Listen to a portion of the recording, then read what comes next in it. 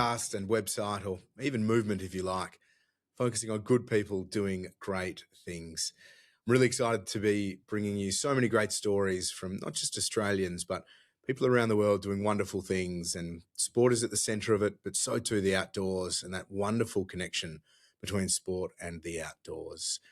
Having covered the past 7 Olympic Games, the stories that come out of those environments are just some of the most incredible.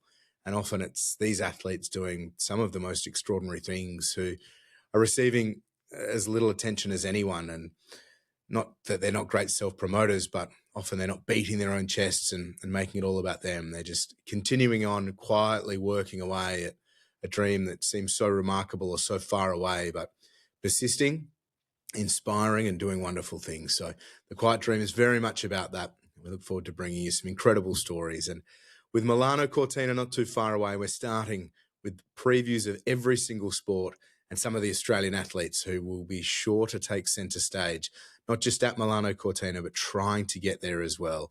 And that battle for qualification for Australia's athletes sometimes just as hard, if not even harder, than making it to Milano Cortina itself come the finish. So we're looking forward to doing that over the next little while. And it'll be 2 incredible months of sport, Milano Cortina, not just the Olympic Winter Games, but the Paralympic Winter Games as well. And again, some brilliant athletes from Australia and around the world and experts too. We'll be chatting with genuine experts in all of the sports and disciplines, journalists or media personalities or former athletes or coaches who really can shine a light on what makes it so incredible and make sure you know exactly what it is that you should be looking forward to come Milano Cortina, which begins on Friday, the 6th of February with the opening ceremony of the Olympic Winter Games. Competition does start a little bit before that.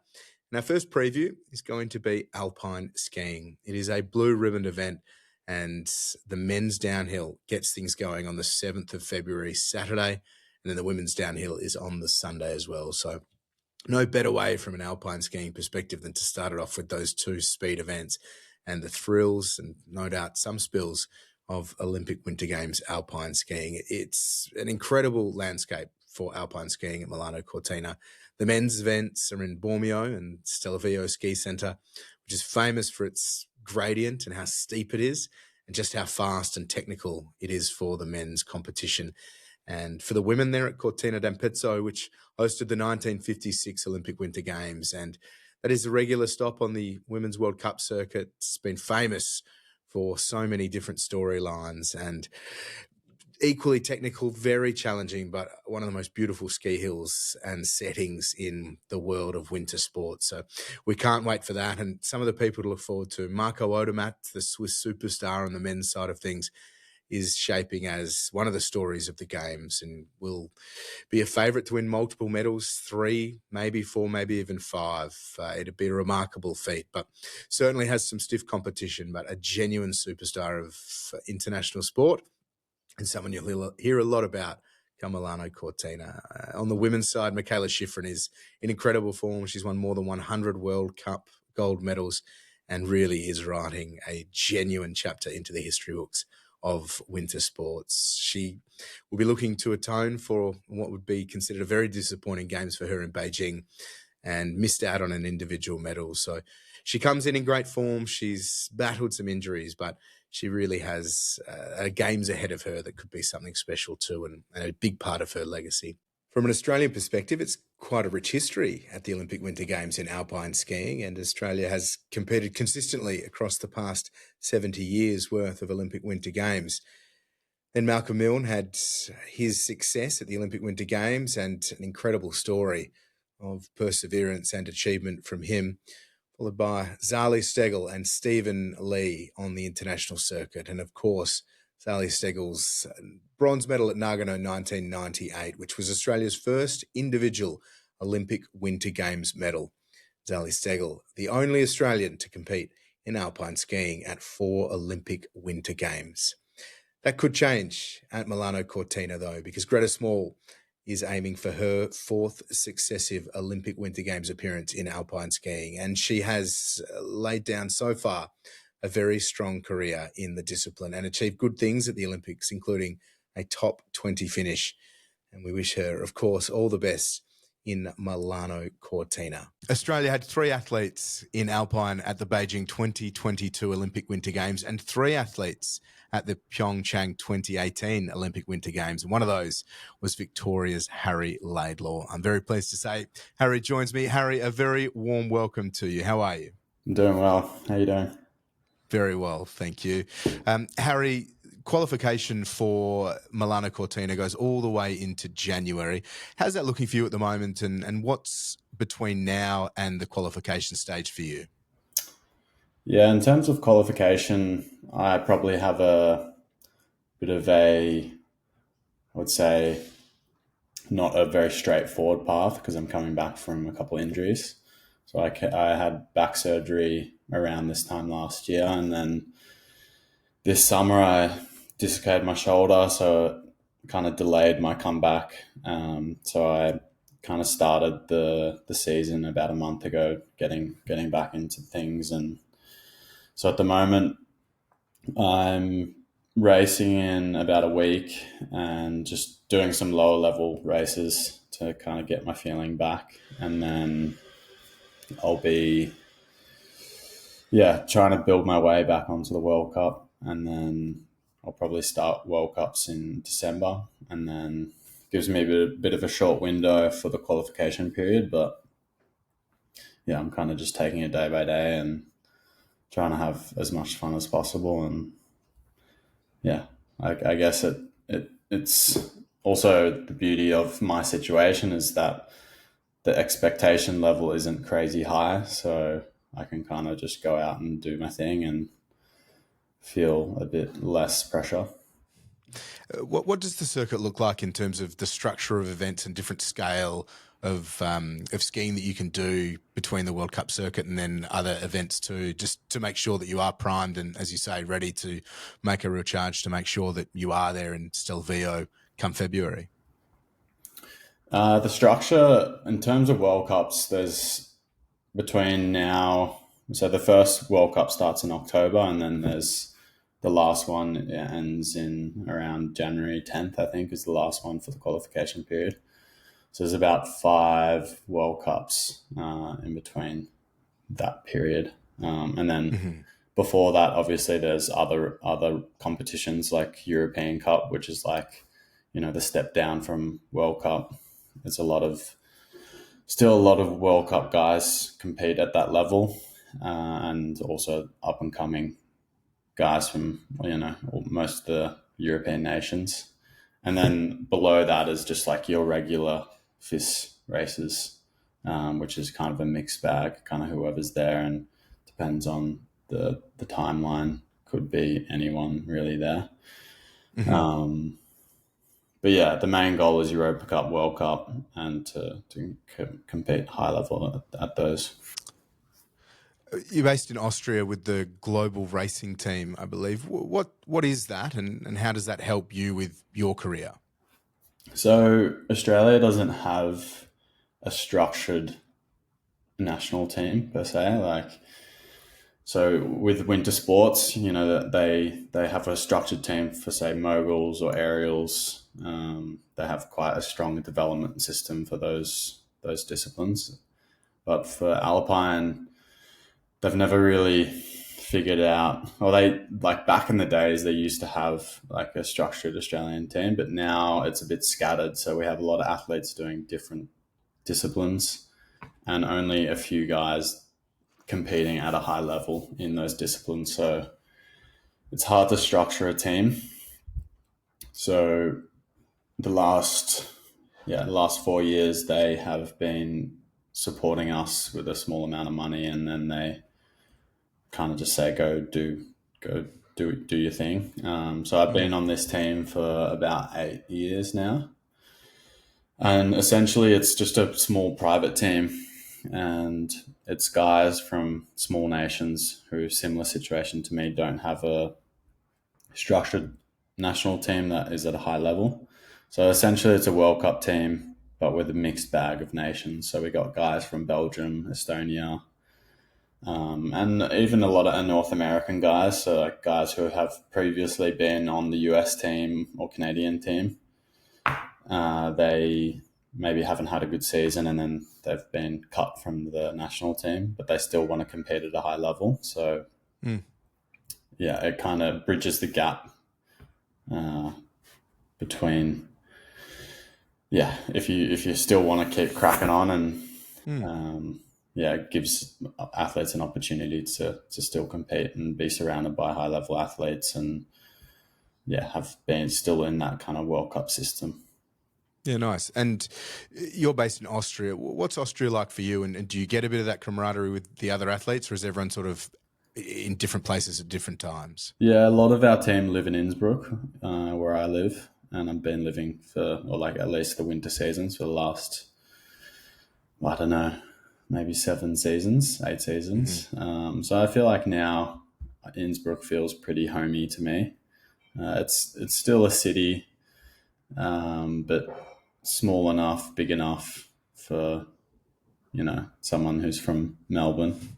Um, so it's not like you're living in sort of a small ski town. So you still get some of that city feeling, but also it's super close to the mountains. So you kind of get best of both worlds. And in terms of the team camaraderie, I mean, we're all from, like, the unique thing about the team is we're all from different countries. So you see on the circuit and also the guys who come from those big national teams onto our team, it's, as you would expect, like, you're all competing against each other for one spot or only a couple spots. So I don't know, the camaraderie on those big national teams is from the outside doesn't look like the healthiest team environment.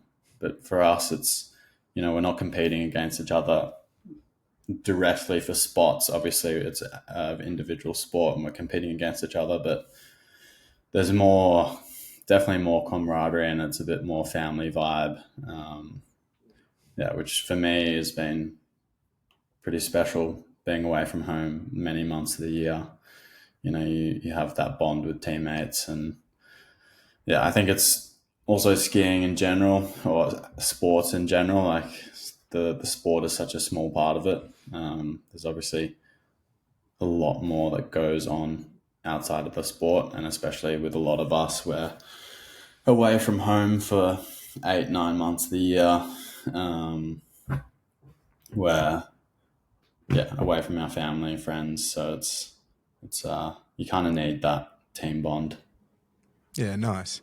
Do you, in Austria, do you get around the Dumb and Dumber Austria Australia reference? Does that get wheeled out often, or does it just? Yeah, a little bit. Yeah, very good. And do you consider Melbourne still home? Is that right? Victoria's still home? Yeah, it is still home. And my girlfriend is Norwegian, so I feel like now I spend most of my life in Europe. But yeah, it's very, very much still home. You started skiing at the age of 2 at Mount Hotham in Victoria. How did the skiing bug begin for you, and when did you know that it's something that you really wanted to pursue? I think it's hard to say really, but I think like when I really want to pursue it was probably when I was 14, 15, when I decided to go overseas to America to do my schooling, or my last couple of years of high school. I mean, I played all sports growing up. Like, played football, like track, swimming, everything kind of thing. And skiing was just brought such a different feeling to other sports. I think you have alpine skiing as a standalone, but there's so much more that skiing gives you. So, like, for me, I grew up doing freestyle skiing and alpine skiing at the same time. And for me, that was always like such a nice, refreshing mix. So I could always kind of like go back and forth, and they were very much like their own sport. And as opposed to like football, say, or swimming, like, you go to training, it's more or less the same thing. You don't experience too much else other than maybe go down to Geelong and go to a different football field. But yeah, for me, it was, I think the the ability to travel was a big one. Um, to meet so many people, like a lot of the a lot of the international competitions growing up, you meet so many kids from all over the place, and that was super special for me. Mm. And yeah, I think the main thing was that I got to be in nature, um, see a lot of different places, like places I wouldn't have ever probably gone, and that was just unique and special to me.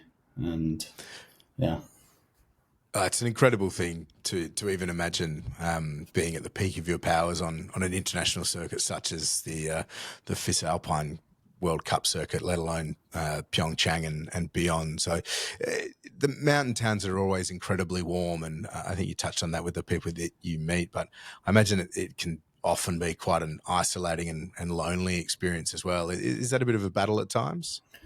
yeah, for sure. I think especially my first year, like probably full World Cup season, like my full World Cup season, I went in ranked 31st in the world.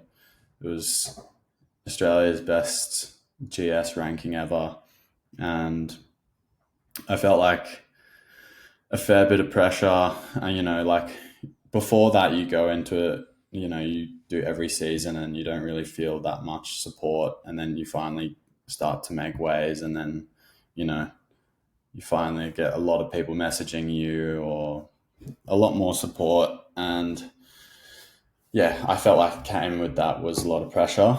And um, yeah, and you definitely feel this imposter syndrome where you, I think naturally, like being from a non-ski nation, you have this feeling that you don't really belong there. So it definitely took me some time to get used to that kind of the vibe of World Cup, because it's so intense, and there's so many people and there's cameras everywhere. And so yeah, I think it took me some time to get used to that feeling. But yeah, once I kind of saw, obviously on races you kind of see where you sit. It's like they have split times every sort of 15 seconds down the hill, and the first few races, kind of saw where I sat. Like, okay, there's a top 20 split, there's a top 10 split, there's a top 15 split. And, like I didn't necessarily I found it hard to put it all together, but I knew like, okay, I'm at this level. I have some fast skiing in between, maybe some mistakes and some inconsistency, but I at least knew, okay, this is where I belong, this is where I sit. So once I kind of got through the first few races, the belief changed a lot.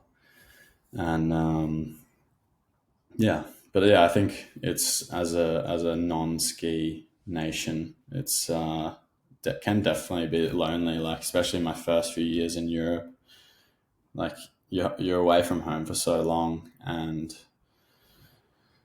yeah, it's just like your teammates are all European. They're going home for Mm. for Christmas or New Year's, or and you're kind of just hitting up friends who are around Europe, which is also a special thing. Like you have this bit of a nomad holiday get together. but, Yeah. um, but yeah, I don't know. I think now I feel more homey, and like that I'm more comfortable being over here now. Hmm.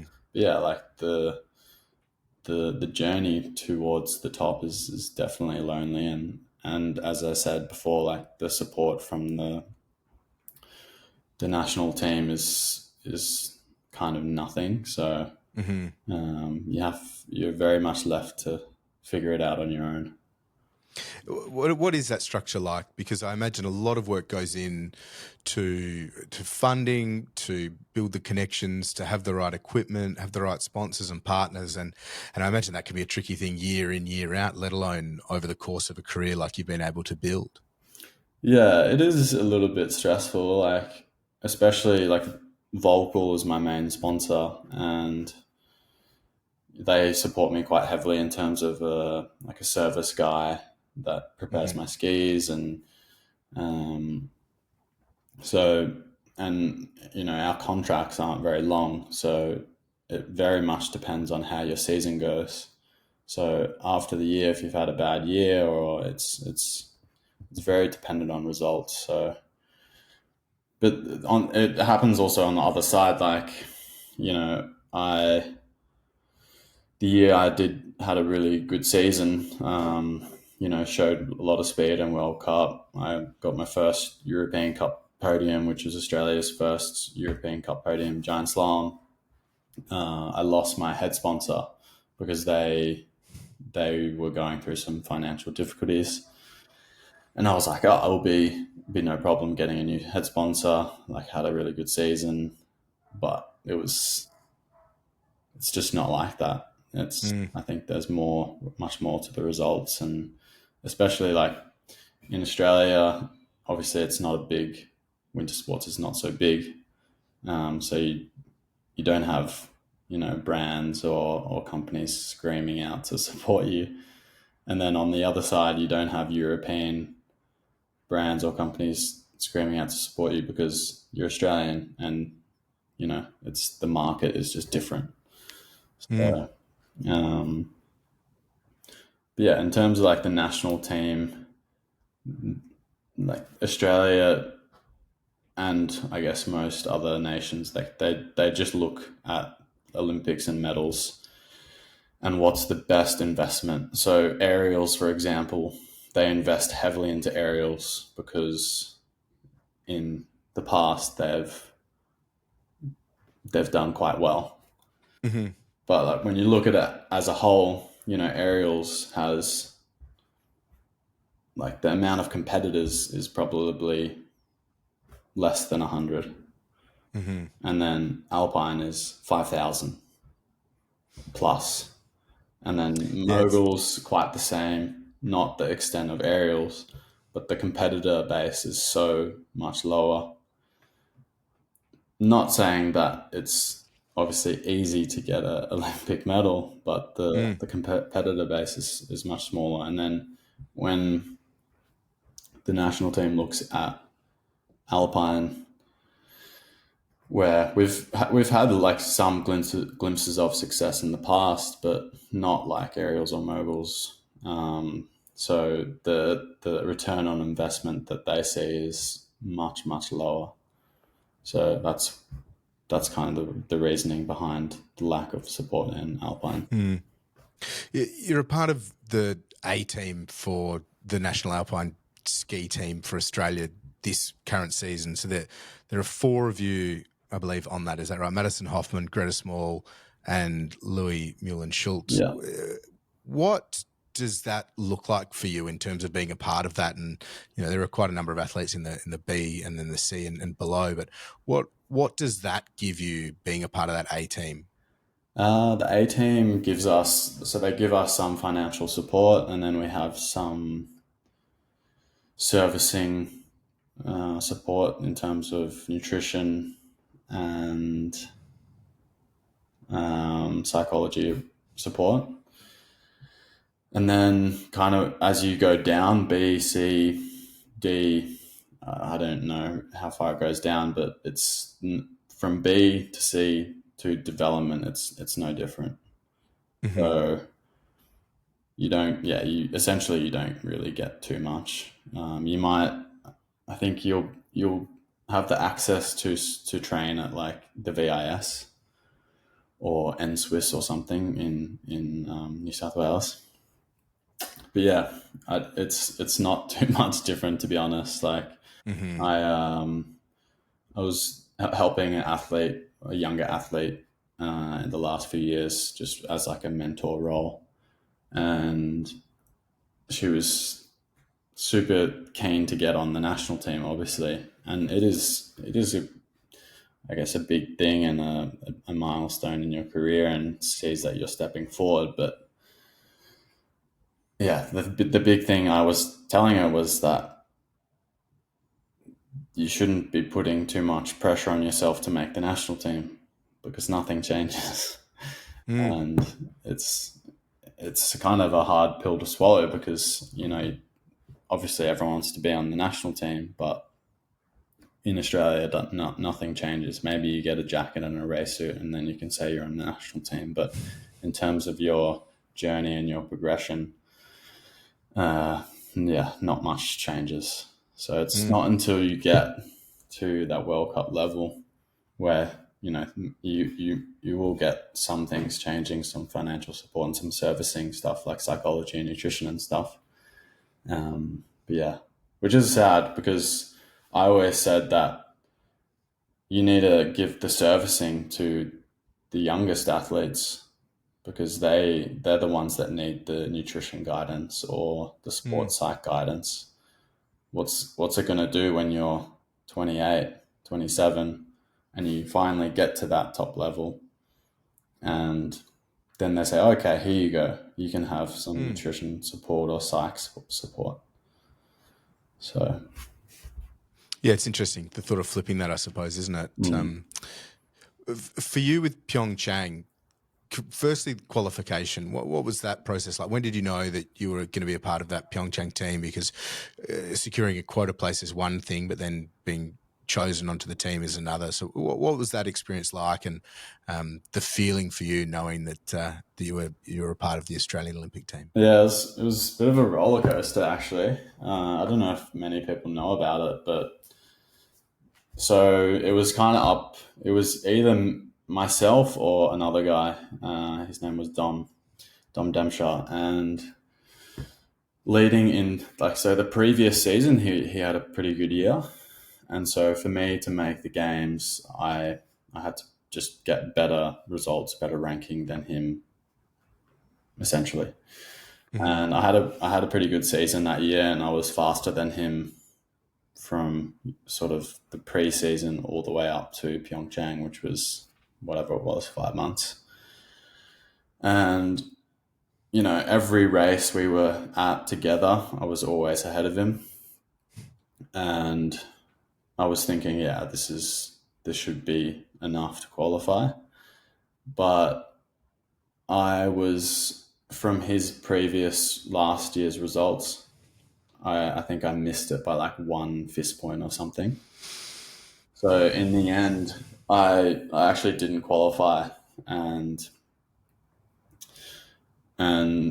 they said in an email, like, if you haven't qualified, blah blah blah, you can make a case to, if you disagree with this, you have 3 days to respond or something. And it actually went to my junk mail. Oh man! And 4 days later, I see it. Wow! And then I was like, yeah, this is crazy. Like, you can see in the results that I've been ahead of him all year. Like, how do you come to this decision? And they're like, yeah, it's too late. You responded too late, and yada yada. And then essentially, like, I got a back spot. So how it works is nations say, like, each nation gets 4 spots. Like Switzerland, they have many guys in the top 30, so they can only take their 4 best guys. But there might be a 5th guy who, you know, is ranked in the top 30, but he's the 5th guy, so he can't go. So then essentially, like, spots get like taken away. And then it ended up that Australia got another spot, and I was the last athlete out of the Australian squad to get the ticket. So yeah, it was like I was shattered, and I felt like I had a really good season so far, and I was the deserving one to go. And then just like not going, then going. Yeah, it was cool. Like, yeah, it was an amazing experience, and probably the best couple of weeks of my life. It was super fun. It felt like the coldest place on earth, Pyeongchang, for those couple of weeks. I can only imagine what it was like on the chairs and sort of in race suits and everything else, and dealing with that. But How do you sum up or describe that experience for you then? Obviously going, as you say, the roller coaster of dealing with the emotional highs, but the lows first, picking yourself back up and then having to really focus and steel yourself. And then you had the injury, you withdrew from, I think it was the giant slalom, wasn't it? I withdrew from the Super G. Yeah. So Super like G. the day I flew out, the day before I flew out for Pyeongchang was, we just had a normal training day and I had a pretty bad crash. And I could cooked my back pretty bad. And I flew over anyway. And then I tried to train over there, but it wasn't really working. I was in just too much pain and couldn't really move or flow the way I usually do. And then, decided to skip the Super Gs and get ready for the GS. So it wasn't an ideal preparation. And it was, I guess part of the experience was that it was hard because I was there for 2 weeks and I probably skied for 2 days, and that was like one day before the comp and then the comp day.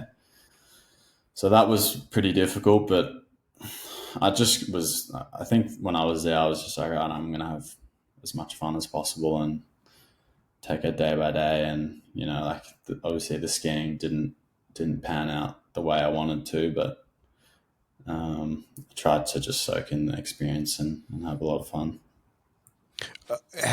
What do you learn from an experience like that? Because you're at the event you've wanted to attend for all of your life. Getting there was a complete struggle and a battle, and you've been put through the ringer mentally and physically with everything going on. And then you get to the gates and you start your run and then it doesn't go your way and you crash out, and that's it. There are no do-overs in alpine skiing, right? So what was that like immediately after, and what did you learn from that experience?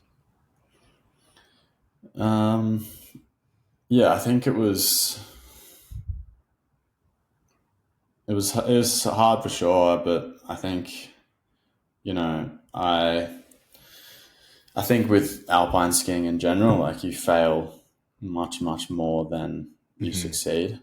It's not like a team sport where you can have a bad day and you can still win, or you can have a bad month and you can still win.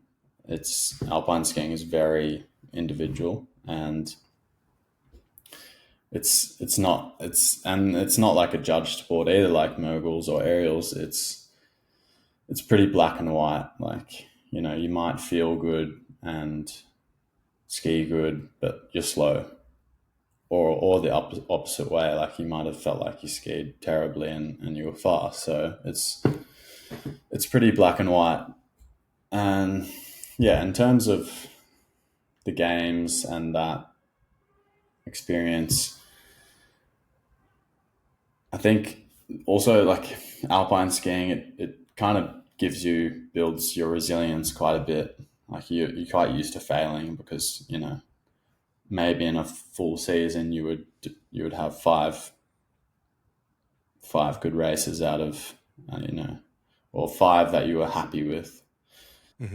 So you kind of learn and how to deal with those situations and try not to affect you so much.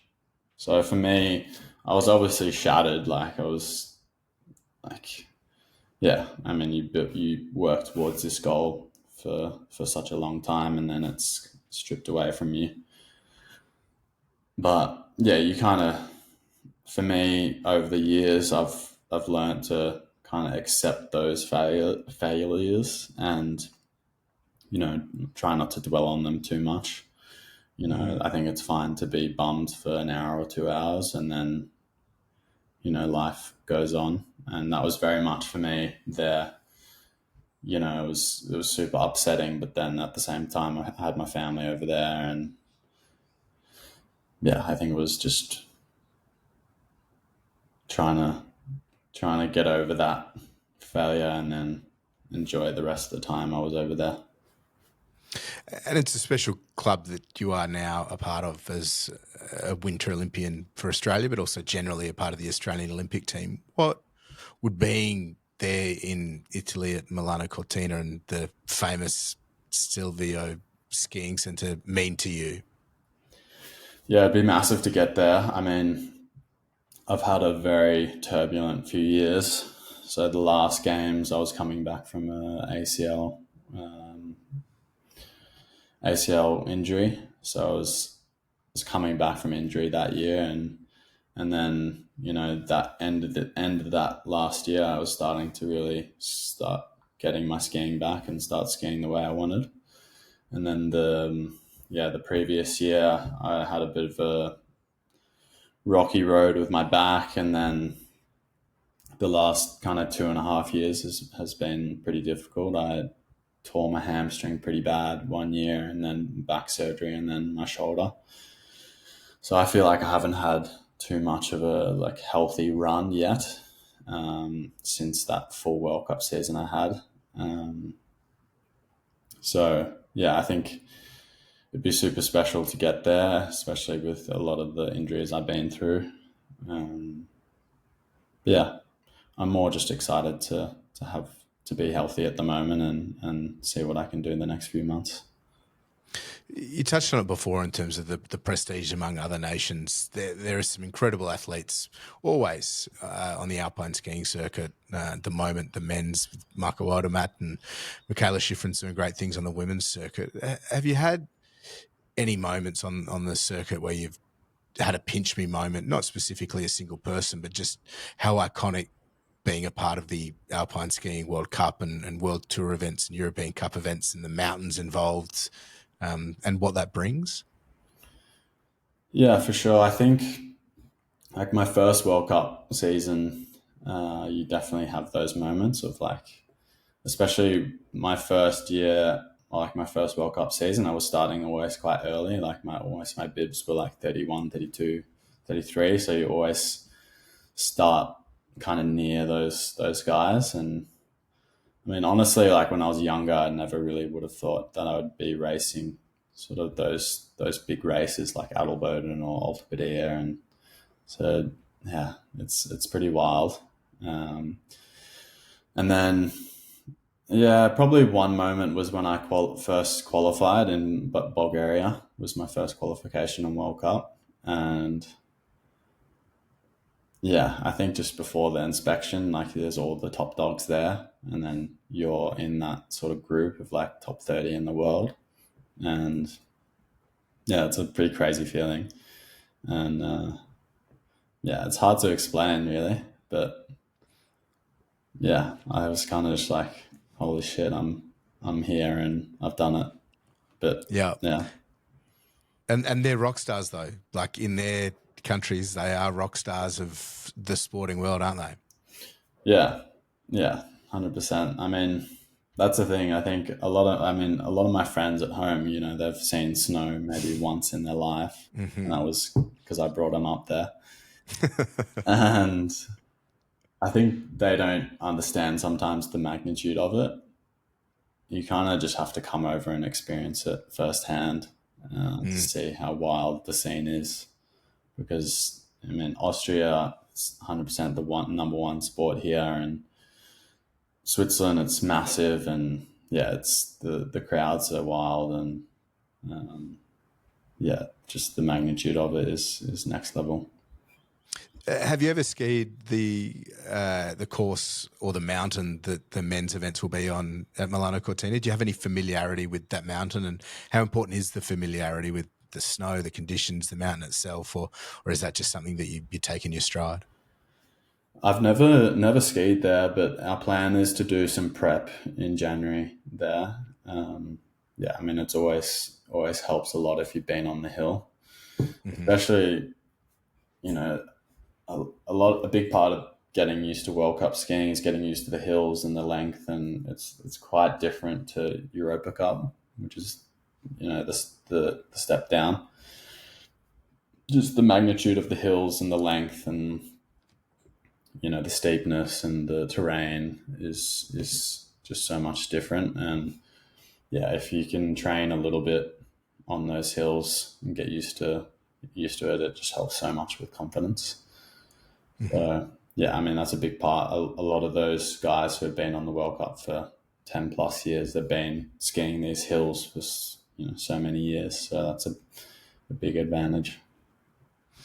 Obvious financial challenges and as you touched on, different sponsorships and that sort of thing. How can people get involved and support you on your journey over the next few months, but also beyond the Winter Olympics in Italy? I actually have the Australian Sports Foundation have set up it's an amazing thing for athletes where you can donate to athletes and it's tax deductible as well. So I have a Australian Sports Foundation page where you can donate or just get in touch through there. And yeah, that's the best way, I think. Very good. Big couple of months. And you talk about the health and fitness of your body, but yeah, obviously wishing you well. A couple of quick ones. Favorite mountain or town to ski other than Australia? Probably Verbier, Switzerland. Why? The free skiing there is unreal. Just the town is super cool and yeah, good party scene there. Always helps. Favorite place you've ever travelled? Sorry? Favorite place you've ever travelled? Favorite place?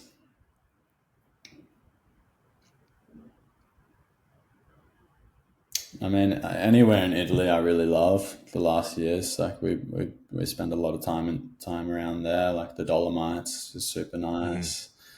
I actually surfed in Levanto, which is like just near Cinque Terre. That was super cool, surfing in the Mediterranean. Yeah, I think like around Italy is some of the best places I've been. Yeah. And best country or region for food on tour? Yeah, it's a hard one. I would say Italy probably in general. I mean, we don't really stay in the nicest places ever, but Italy probably takes the cake. Yeah. Do you partake in on mountain food when you're skiing just for fun? Like what's your go-to while you're skiing for fun? I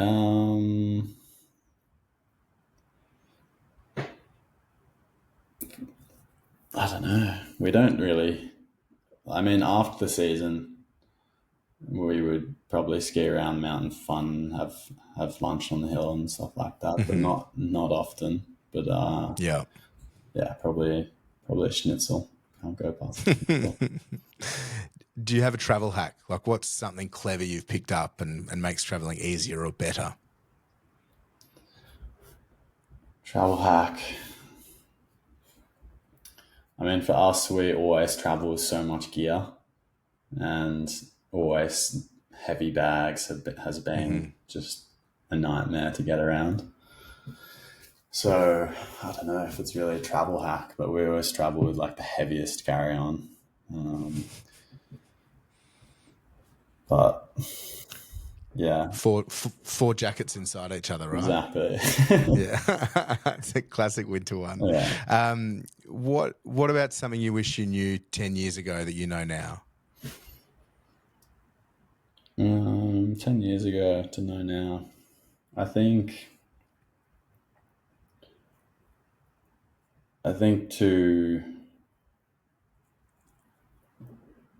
take things slower and enjoy the journey more.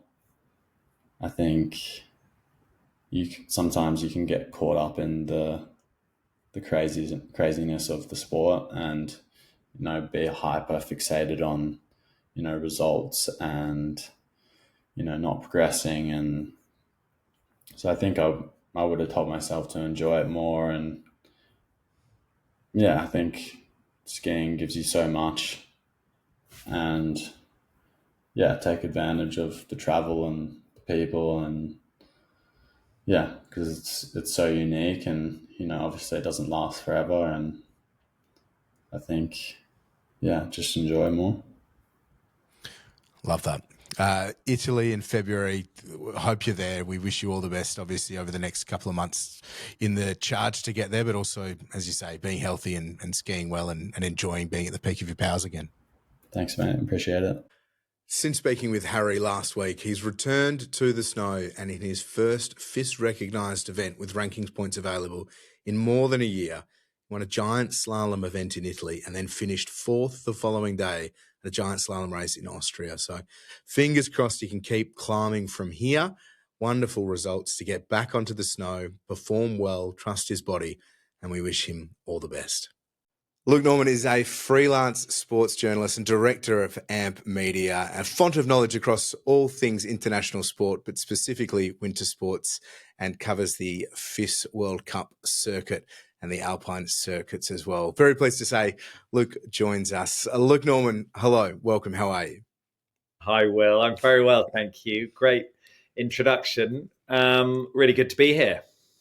Look, alpine skiing at any Olympic Winter Games is a blue ribbon event and something everybody looks forward to, but even more so at Milano Cortina, given the significance of the two ski hills. How excited are you for February 7 and the men's downhill of all things to start things off at the next Games?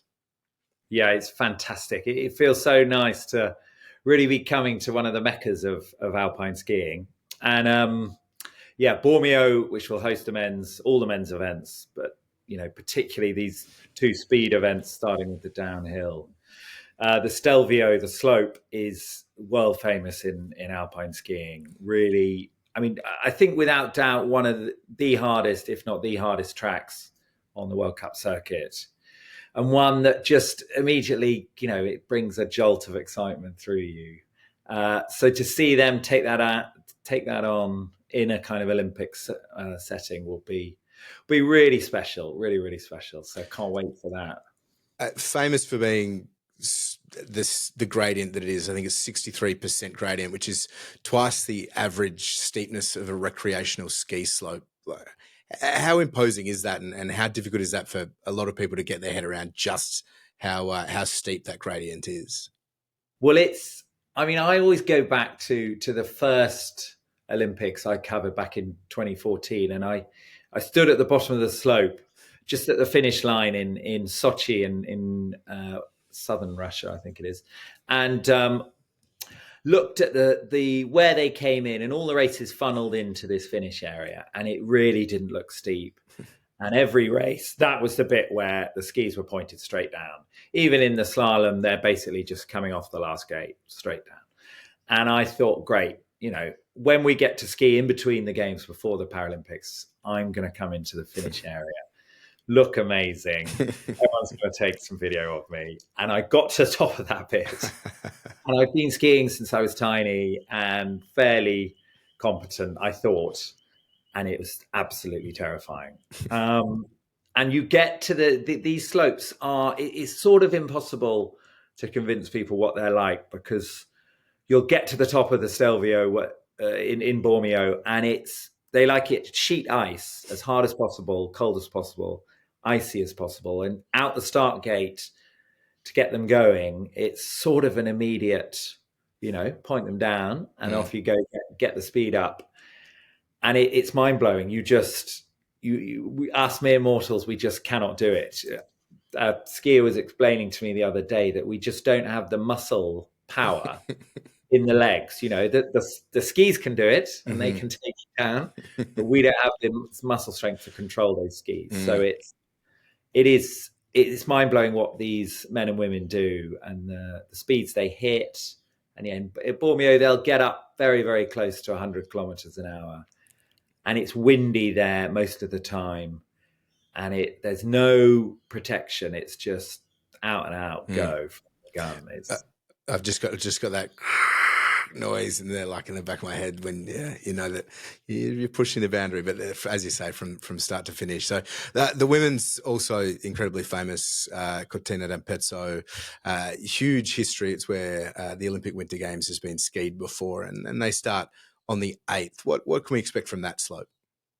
Well, it's fantastic, these two contrasts, really, because Bormio is just pure challenge, and just a fantastic, iconic slope. And then over in Cortina at the Olympia delle Tofani, excuse my terrible pronunciation, it's known as the Queen of the Dolomites. It's just one of the most beautiful places you can go, full stop, in the world. It's absolutely stunning.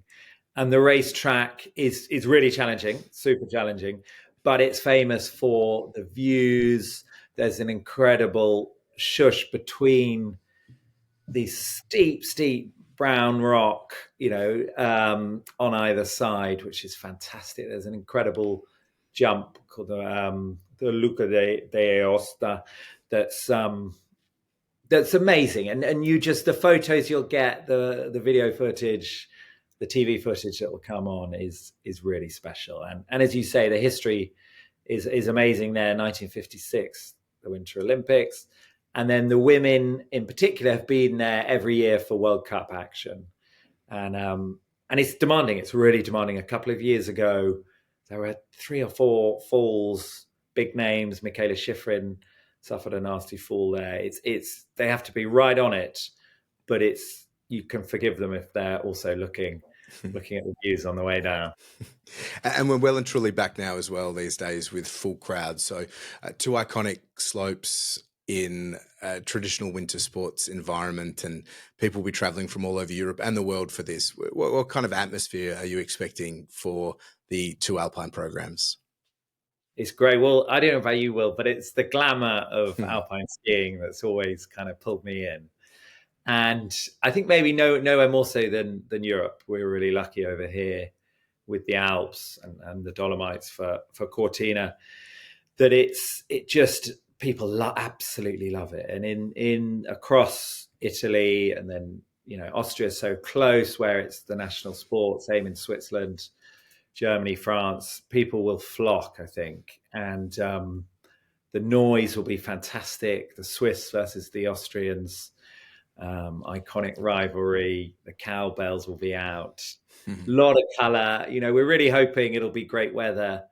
It should be. We've sun in Cortina is truly special.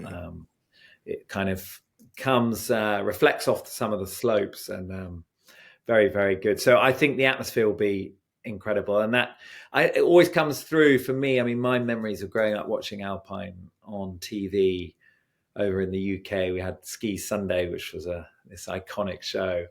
And it just made everyone excited, like even if you were never going to get skiing, you're like, I want to do that. So yeah, I think we'll have a big taste of that come the Olympics. What's the secret to a good cowbell ring? This is a good question. I was in Solden in Austria for the start of the ski season back at the end of October, and actually it's on a glacier, so there's always a race there. It's no problem. But usually it's pretty early in the season, so there's not much snow around. And so in the village, walking through to a press conference, I passed a load of cows with the bell on. And I did think, God, it looks very heavy, and must be lucky they've got quite strong necks. So I don't think we need to put it around our necks, but I think you just got to, beer in one hand, cowbell in the other. You're going to feel exhausted by the end of the day. You referenced the history and just how special alpine skiing is to you. What's it like interviewing these athletes on a regular basis? Because in their own right, they are superstars in their various markets, not so much in Australia or a number of other countries around the world, but they are superstars and some big personalities. Well, what's that like? Yeah, it's great. Because they are, you're totally right, they are big stars. And occasionally it can take a little while to get hold of them, if you're looking for a longer sit down. But when you do, there's for us over in Europe, footballers have been trained what to say or more likely what not to say. And but it's great. The skiers, they understand that you're there to help ultimately promote the sport. And they'll answer, 90% of them will answer whatever question you have, no matter how silly it is. So it's really interesting, and getting an insight from someone who does just throw themselves down a slope at close to 100k an hour, wearing nothing but lycra, is they've got a lot to say. So it's great, and I really enjoy the interview side of it.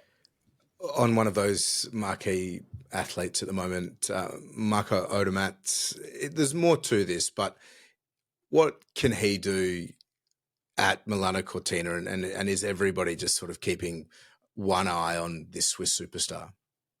Yeah, it is pretty exciting actually, because although in a way with sport you don't want total domination, but if he came out and won 4 gold, well, he could quite conceivably win 5 gold medals with the new team combined, which is a great format. I'll come on to in a second, but I feel like that could take him and skiing for a while out of the skiing sporting bubble, if you like, right to the top of the narrative across the world, because people notice that kind of thing, don't they? So it feels like a win-win, because if he does dominate, how fantastic for skiing. If he doesn't dominate, it's going to be a great story as well. But he has been, the last couple of seasons, 3 seasons probably now, he's been just almost invincible. It happens with skiing. He had a great rivalry going with Alexander Aamodt Kilde, the Norwegian speed expert, who's engaged to Mikaela Shiffrin, and is just a great guy and a great proponent for the sport.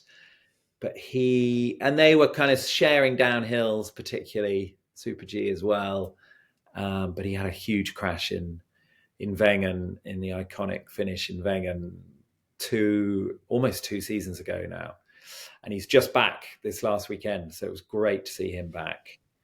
And then Odermatt had a rivalry with a Frenchman called, I always pronounce his name poorly, Cyprien Sarrazin, which also came out of nowhere. He was a former GS skier who suddenly found his speed boots and was fantastic season and a half ago. And they had a great battle.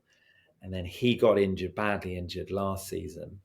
So he's out at the moment. And Odermatt has just carried on his merry way. He is being challenged right now, which is fantastic for the sport, by 2 young teammates who, again, both started last season without a World Cup podium. A guy called Franjo Von Almen, who's early 20s, very early 20s. And his nickname is Crazy Something in Swiss. And I probably can't repeat. And he's fantastic. Always a massive grin on his face. And he won a couple of World Cups last season, won the World Championship downhill gold, and is fantastic and is completely fearless. So he's great. And he has a teammate, Alexis Monet, who's just a couple of years older, who equally came out. And actually, he won in Bormio last season, the downhill. So he's the most recent guy with the best memory of the Stelvio. So it is great, but Odermatt really could go and dominate him and put his name. I mean, he's already a Olympic champion. He's the GS champion. That's the other string to his bow, I suppose, is that he's almost unstoppable in GS. And that's kind of where he rose. And then he suddenly started doing it in the speed disciplines. And the others must think, Jesus, had enough of this guy. And he's clean up. He's Swiss. He's extremely nice. It's very irritating, I can imagine. Yeah, one of the iconic storylines, certainly heading into Milano Cortina. On the women's side, a lot of injuries, certainly from an Italian perspective as well. But Mikaela Shiffrin has hit some pretty good form of late. How do you see the women's events, not unfolding, but sort of where's that pecking order at the moment? Yeah, it's great on that side as well. And you have to start with Mikaela Shiffrin because she is extraordinary. And her achievements, last season, getting to 100 World Cup wins. I mean, something 4 years ago no one thought would ever happen in this sport. And she did it. But the great thing with her, from our point of view, from a journalist side, is that her stories just follow her everywhere. She's unbelievably open and happy to talk at any time, and drama follows her. So she's, I think, in my mind, the best skier of all time, without doubt.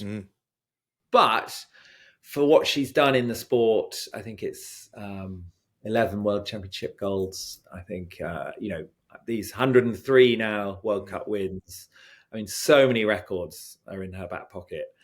But she has only won 2 Olympic gold medals. Only 2, pretty good by most people's standard.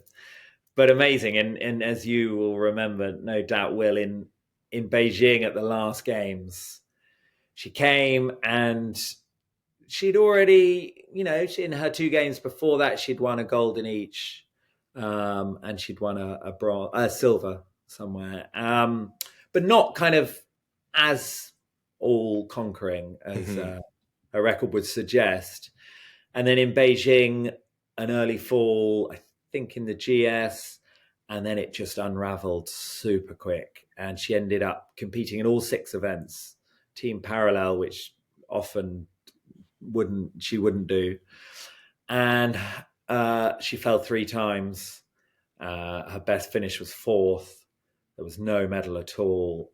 And amazing. And full hats off to her. After every fall, every massive disappointment, America expecting everything from her, she came and she poured her heart out.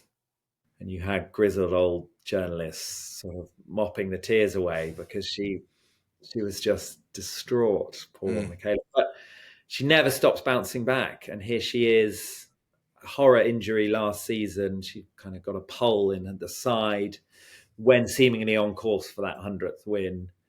And she took about 2.5 months out. Then kind of had this battle in the giant slalom where she'd injured herself, mental battle to kind of recover. But she seems to have done that, and she started the season with 2 wins in slalom.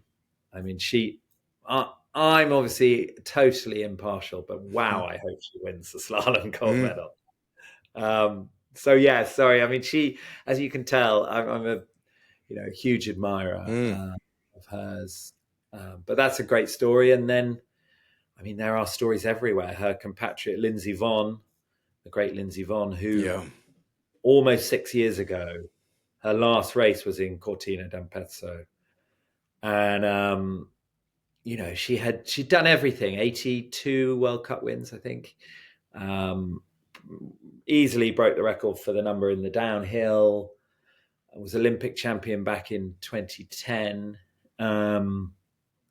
And was completely done. Her body, her knees in particular were gone. She retired for nearly 6 years. But about 1.5 years ago, it started being whispers that she was back on skis quite a lot. She had a new titanium knee built. And then there she appeared last December and raced the rest of the season. And then, I think in her second race back, she was 6th, which is extraordinary. And then age 40, she got a podium in the World Cup finals last season, Super G. So, I mean, would be just the most magical story. Just that she's there and she's really competitive. But if she takes a medal of any colour, would be extraordinary. The next couple of months and qualification goes all the way up until January 18. What's to look forward to? Australians can watch all of the Alpine World Tour circuit via YouTube.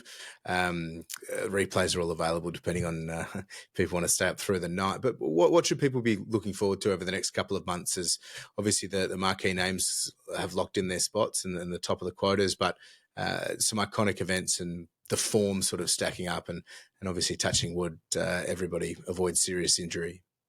Yeah, absolutely. I mean, what's great is that the season continues. So, and it really always reaches its boiling point particularly in January, December, January, so you've got a succession of these absolutely iconic races in Wengen, the Lauberhorn in Wengen, and then the following week they go to Kitzbühel and race the Streif there, and you've got all these night slaloms for men and women, which are amazing in Schladming, and there's 50,000 people, Austrians going bananas, and everyone dressed up.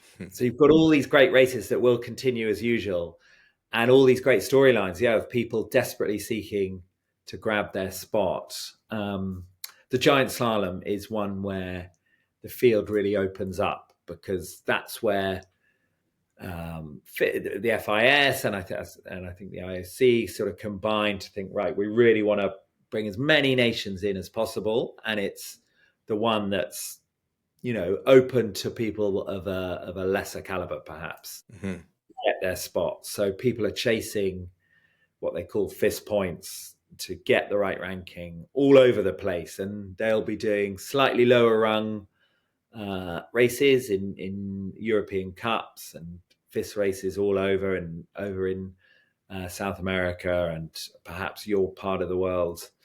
But and then they will get some entries into these iconic races as well. So it should be super exciting, and anyone that people are following who's sort of close to the edge will add real excitement to those races, and suddenly you're watching the 55th skier go, because if they can get in the top 30, they're going to Milan, and what a prize, what a thing to achieve. Yeah, huge. There are a handful of Australians who are looking to be there. Some are sort of mixing it a little bit higher than others at the moment. We've got Greta Small, Maddie Hoffman, Louis Mullen-Schultz, a guy called Harry Laidlaw, who's a fan favourite as well around the traps. But what sort of mark do some of the Australians make on the world tour, if anything? And do you know much about them? Did you come across any of these athletes in any of the events at all? Yeah, Greta Small is someone who's been around for quite a while and had some great results, and it's really for me, seeing particularly at World Championships and things, seeing different nations appear is fantastic, and that's ultimately, you want more people to be interested, to give the sport a go, to have some exposure. So I think it's fantastic, and I really hope. I was looking at Harry. He's an exciting skier to watch, and some good results there as well. These people getting into the top 30, which is how you score points on the World Cup circuit. But it's a real achievement to get in that. In a slalom, in a giant slalom, there might be a field of 90 or so for the first run, and then it's cut to top 30. So it's ruthless. And some Australians are getting in there now and then in this very highest level, and then competing, at the rung below.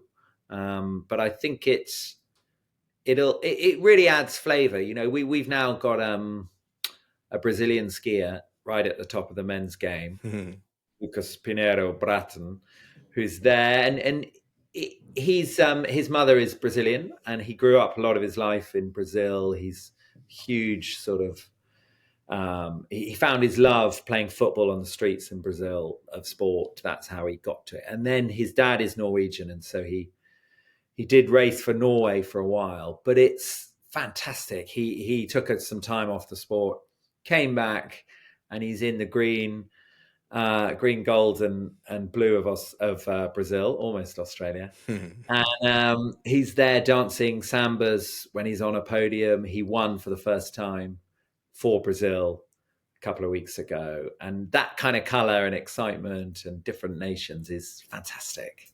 And hopefully the Aussies can get there. We've had enough of them in the cricket, so let's get them. You talk about some of the other events, Milano Cortina. Obviously, we start with both of the downhill. As we've spoken about, we start with both of the downhills. But what's some of the other flavour that you're looking forward to? Yeah, the slalom will be fantastic. Well, the women's downhill, just briefly on that, offers Italy a real chance. As mentioned earlier, there's been some terrible injuries, and their kind of number one female skier, Federica Brignoni, having dominated last season and won 3 of the 5 Crystal Globes that get awarded for the best skier in each discipline and overall, and she was the overall champion. She went to Italian national championships last April, as she always does, to support the young skiers, and broke her leg. And she's desperately trying to get back, and fingers crossed she might do, but it's a big ask. But you've got Sofia Goggia in the women's downhill, who is just box office to watch. She goes for it, 100% every time, and is completely wild on one ski and super quick. And she was Olympic champion in 2018, silver last time in the downhill. So, she might win it, or she might go out after 10 seconds. But that should be really exciting. And then the tech events are great. There's lots of seems in, particularly in both men and women. You've got, while you've got domination in some of the speed events, in the men's tech side, it's just a huge number of skiers who could win. Some great that you've got the Brazilian we talked about. There's some great Norwegians. There are a lot of youngsters. A fantastic Frenchman, Clement Noël, who's defending champion, who again is quite Goggia, like he wins or he skis out, and he shrugs his shoulders and gives you a great interview. So he's fun. On the women's side, you've got a young Croatian who won the Globe in slalom last season, Zrinka Lucic, who's really great and sort of finding her feet. And I've really noticed she's only 21, and now she's giving these hilarious interviews, having been quite shy. So it's been really nice watching her grow. And there's a Swiss rival called Cami Rast, who again is kind of similar age, and she burst out last season. There's a great German, Will, called Emma Eicher, who is, I think she might be 20 now. And she's a complete rarity in the sport. She's doing all 4 disciplines. And at last year's World Championships, I said to her, there's a new event called the Team Combine, which is replace the old Alpine Combine. And it's fantastic, actually. I'm a big fan. Instead of someone racing 2, 1 speed, 1 tech discipline, combining it, which was getting ever harder to find people who could do both. You have a national team, and you pick someone to do a downhill run or a Super G, I think it's a Super G, and someone to do the slalom. And then you combine them together, and they win a gold for Australia or whoever it might be. And Emma, I said to her, are you going to race slalom? And she's like, yeah, I hope so. I love slalom at the moment. And then the next day she went out and came 4th in the women's downhill proper. So they put her in the downhill instead. And she got the second quickest time of the field. So Germany was sitting second. And then her partner, actually, they dropped down to 4th again. But I thought that was so cool that she's one of the world's best slalom skiers, and now also one of the world's best speed skiers.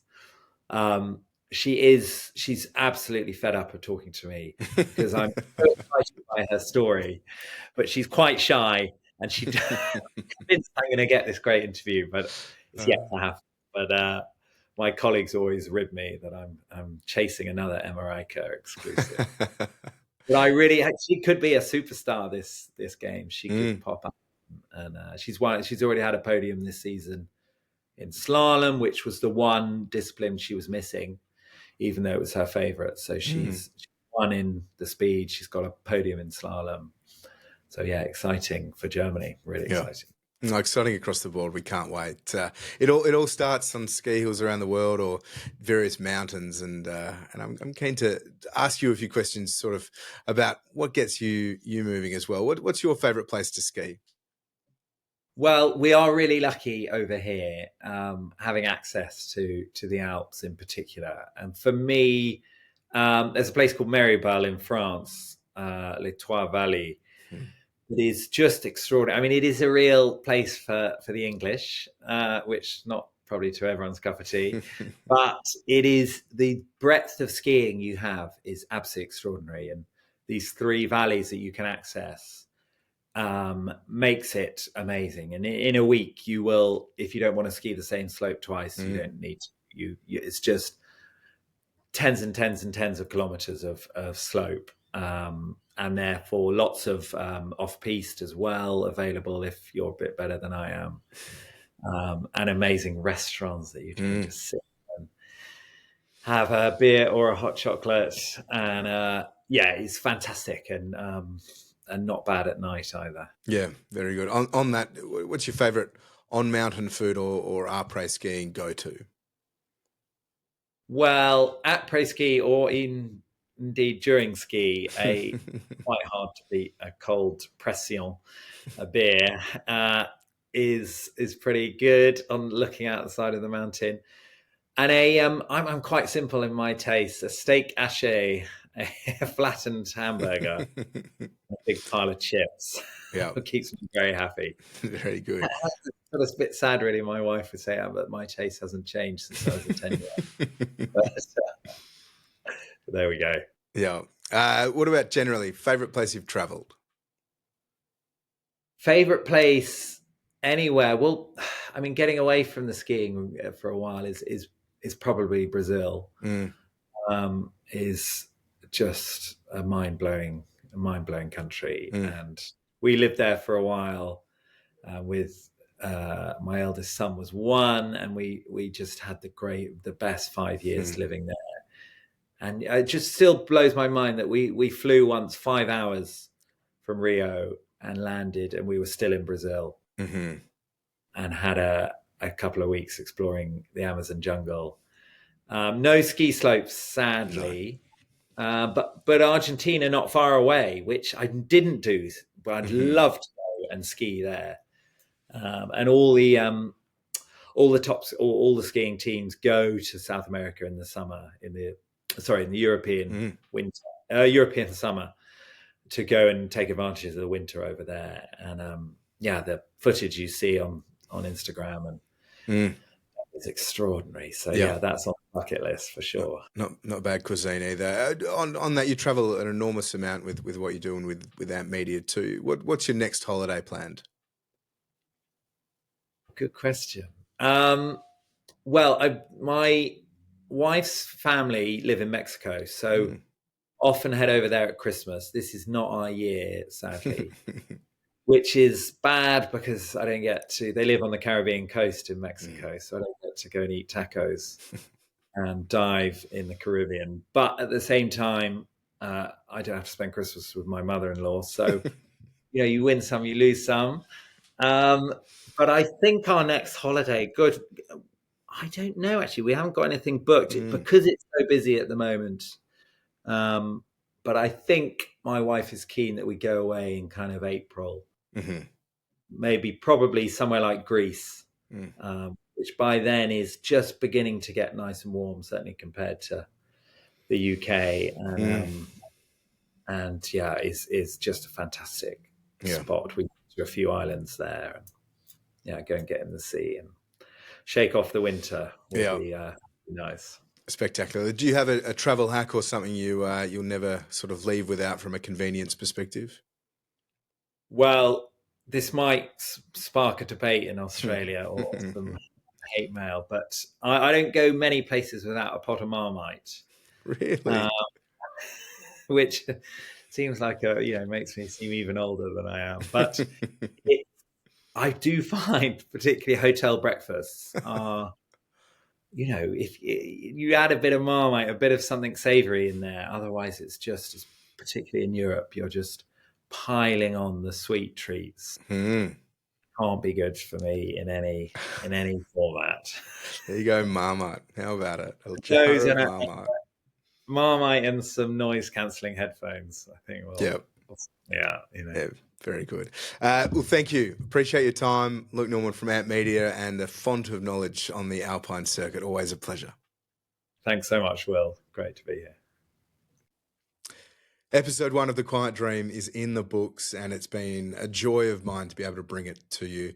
I'm really excited about the next couple of months ahead of Milano Cortina, but also the chance to speak with and get a sense of what makes some of these Australian athletes charge towards the world stage and achieve great things without much attention or fanfare at all. So we hope you've enjoyed episode 1. I really can't wait for episode 2, and fingers crossed you can get behind these Australian athletes and also just enjoy a bit of a tale as to how they're achieving great things.